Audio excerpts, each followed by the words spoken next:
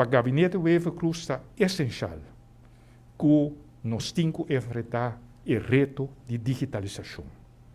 E pensei, em período aqui, nós também toma na conta o verslag survey scholen omtrent digitaal onderwijs op afstand que o Departamento de Enseñanza AHASI, depois de período de março para julho, que nós saco diferente muchanan nan direito riba educação, nós vai corrigir certo faltan que abordo assim.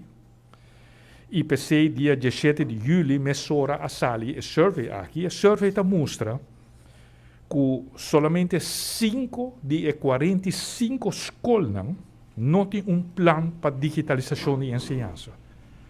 Que a maioria já pensa que está necessário plano para digitalização de ensino. E nós vamos dar naturalmente atenção especial nas 5 escolas aqui para ajudar, para não portem nenhuma escola mais na rua que não tem plano de digitalização de ensino. Para 3 de setembro também há essa avaliação. Nós não sabemos se nós flatten the curve em momento aí. Nós não sabemos se a curve está baixa para 3 de setembro. Que nós não sabemos que a crise team também evaluar 3 de setembro. Que nós me certa preparar para respeitar o direito de muitos na riba educação via plano de digitalização de ensinança. Mas nossa conta que a deliberação acaba para com